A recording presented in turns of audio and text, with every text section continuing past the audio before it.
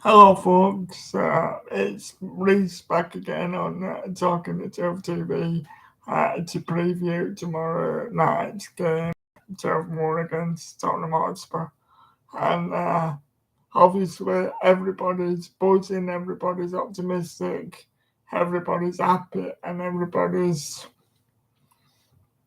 pleasantly surprised, even though internally as a Burnley fan, you've seen things progressively improving week by week over the last month or so since the good draw at Arsenal. We've been moving in the right direction, and everybody thought that we deserved the point against Manchester United, and everybody pretty much universally agreed that we did enough to frustrate Liverpool and at least get a draw on the day, and recognised that if we'd have been more clinical in front of goal, we could have at least had a two-goal cushion in that game before Liverpool woke up. But I don't think even the most optimistic Burnley fan like myself, as I try to be, could have predicted anywhere near the most emphatic and controlled performance that we had against Brighton on Saturday.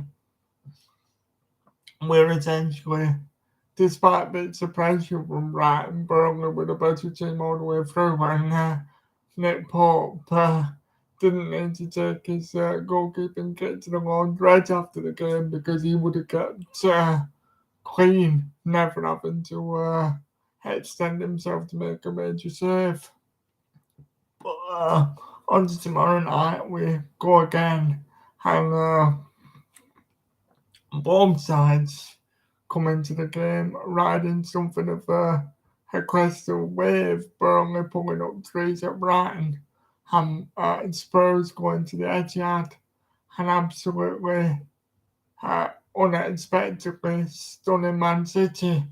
Harry Kane, well, it's one of the best performances I've ever seen him play in a Spurs shirt. He was absolutely talismanic talismanic, scoring two goals and assisting the other one, and played a match of something of a man possessed with a point to prove, almost sort of playing in anger and revenge towards Man City that they didn't stump up the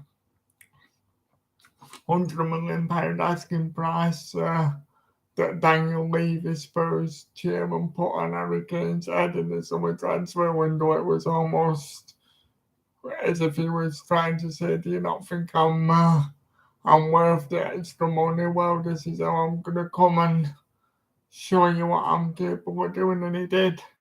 So the key to tomorrow's game is, we're all very used to Burnley competing at home, and whilst unfortunately this season Turf Moor hasn't quite been the solid fortress and been base for us points wise that we've come to expect for Burnley over the Premier League era. We're always competitive at home, and we've only lost once out of our last 7 games at home. So the key tomorrow is, after both ourselves and Spurs have experienced that sort of unexpected wonderful result at weekend, which of the two teams tomorrow will be able to come into the game, and instead of being sort of physically or mentally fatigued, which team is going to be able to use the success of the weekend's result to really build on and use as a catalyst for the rest of the season. Because we've seen uh, prior to Spurs' win at City, and Spurs had two very lacklustre and unexpected defeats at home to Southampton and at home to Wolves, where even Antonio, Antonio Conte was left questioning the credentials of the Spurs team, and he said that he never come into a job anywhere in football where there was such a lack of a winning mentality, and he admitted that Spurs' transfer dealings with Bentancur and Kulusevski coming in, although he agreed that they're talented and skillful players, he was questioning whether they were Premier League ready and admitting that the likes of Giovanni Lo Celso and Dembele leaving the club in January had actually weakened Spurs' club, so they've not been in a good place. And pardon the pun, but the win at the Etihad was out of the blue for them. And as a Burnley fan, we would have wanted Man City to pace Spurs, and had City done so, you would imagine that Spurs would have come into the game on a lot of confidence. But now it's one of those where it could go either way. I personally think the game will be a draw. 2 apiece is my prediction. I think with the sort of re-emergence of Harry Kane, the fact that Youngmin's Son has been a thorn in our side over recent years, with both the players scoring multiple goals, and Harry Kane has scored 8 goals against Burnley. So you're hard pressed to see Burnley being able to keep a clean sheet. But with that said, with Burnley's new style of play, not having to bypass midfield anymore with Weghorst coming in and being able to provide constant sort of link-ups with the fullbacks, with the likes of Lennon, and Dwight McNeil being able to get beyond the ball, and the fact that having someone who can create a pass is allowing the midfielders on a number of occasions.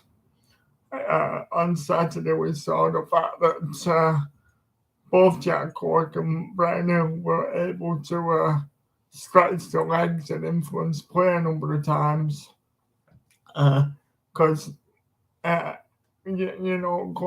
back in earlier this season and prior to the Weghorst signing for 2 or 3 seasons now, you could argue that we've,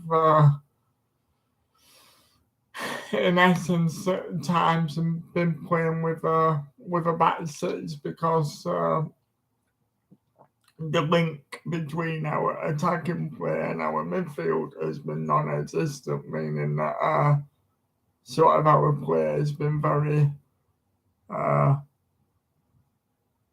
very regimented, and that the fluidity between us passing through the thirds hasn't been there.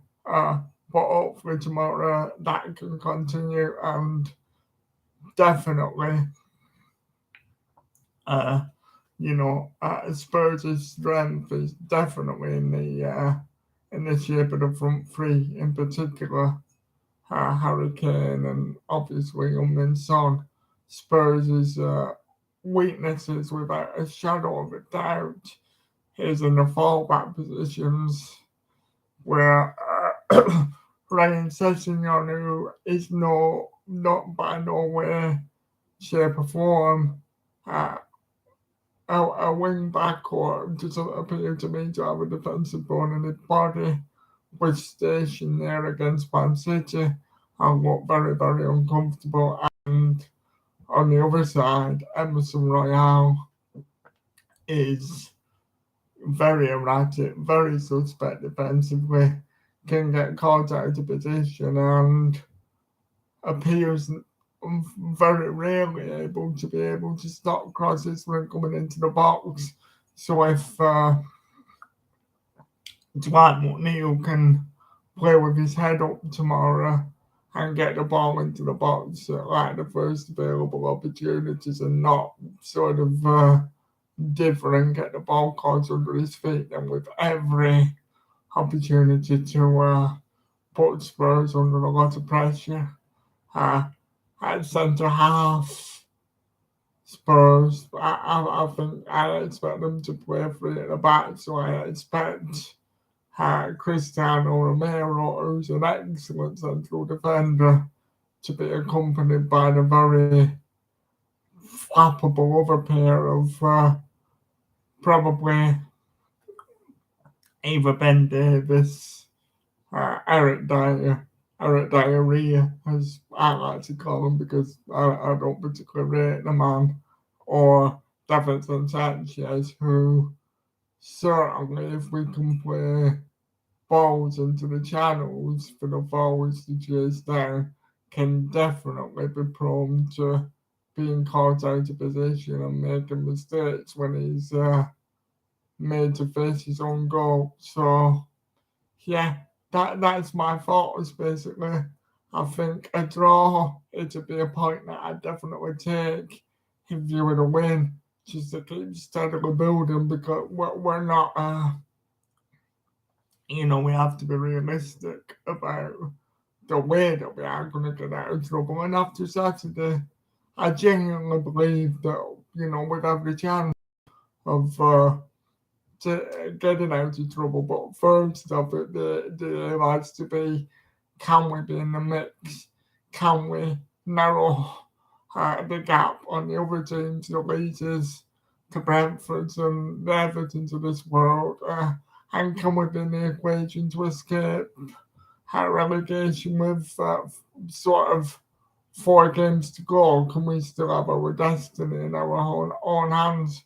That is what I'm hoping to achieve at this point. So I think that all things being considered, the fact that you have to respect City, the fact that we've got a good record at Selhurst Park when we go to Palace on Saturday, and the fact that Palace are in no great rhythm or form at the moment, are point to be a perfectly acceptable result tomorrow. But what must happen tomorrow is we have to be ready to go and we have to be on the front foot and aggressive right from the first whistle. Unfortunately, a couple of times against Spurs, there's been an issue over the last couple of seasons where we've been 2-0 down or so within 10 or 12 minutes of kick-off. And if that happens tomorrow, obviously, you'd have to say that because of the Italian pragmatism and the obsession with winning of Antonio Conte, that'd be worse than ever now because the game would just be shut down, and the game management from Tottenham you would expect to be superb. So Burnley need to be on message, aggressive, and pressed together, and we need to keep a relatively high line, but we need to be in sync because of Tottenham's great sort of forte for playing through balls from midfield to the attackers through the centre of the field.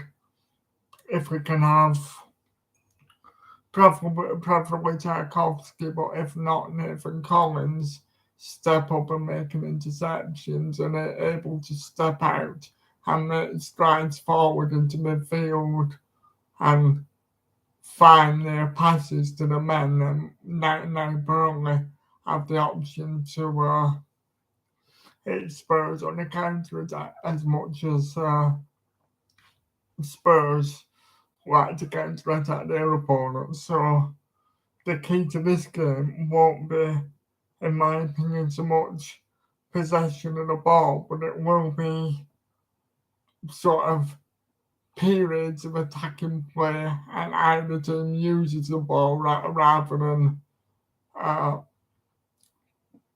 it's sort of one team trying to dictate possession and control the tempo of the game. It'd be sort of one team will have a few minutes on top, and then another team will the other team will wrestle the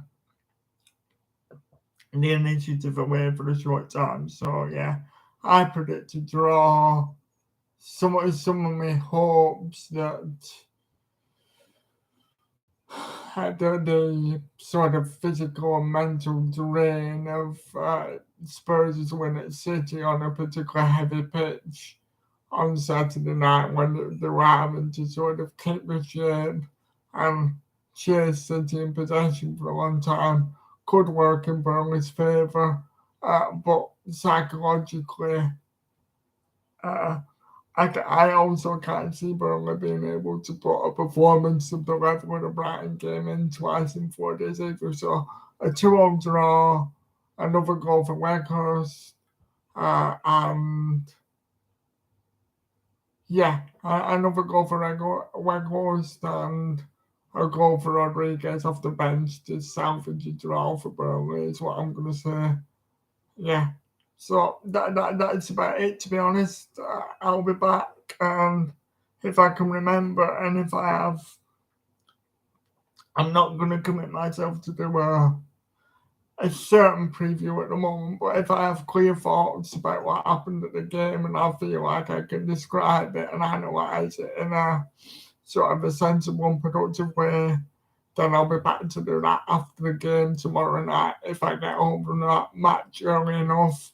Otherwise, I'll be back ahead of the Palace game, and in the preview for the Palace game, I'll talk about whatever I'm seeing tomorrow night. And thank you for all the views and the new subscriptions.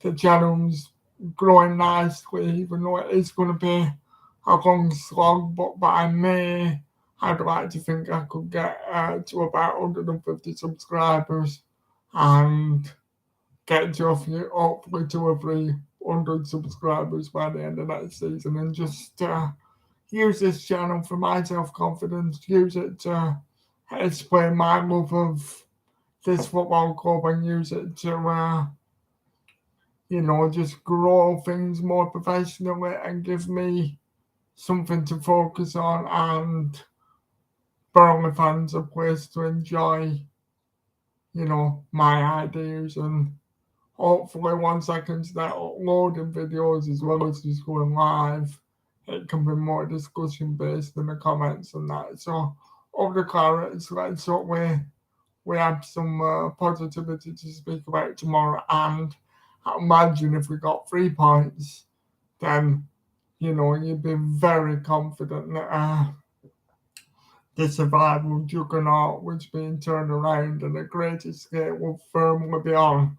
But I think, like I say, it's not going to be something you can't expect Burnley in the position we've been in after being so starved of wins. To win 3 or 4 games on the bounce just seems a bit unrealistic and a bit greedy in some ways. So a point tomorrow, a win at Palace, trying to beat Leicester at home, or 2 draws this week and then beating Leicester, but just gradually picking up the points, increasing the confidence, bedding Weghorst in, getting Cornet back into some form, seeing the players express themselves a bit more, and win in front of our own fans, and all those kinds of things are the things that we got to move towards, steps in the right direction, rather than expecting like a flurry of victories and casting aspersions that we can survive. But as long as we're moving in the right direction and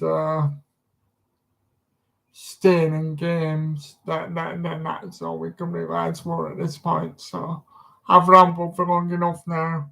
Thank you for watching, and thank you for the subscriptions that I get. Take care, and I hope everybody enjoys the game tomorrow. Bye now.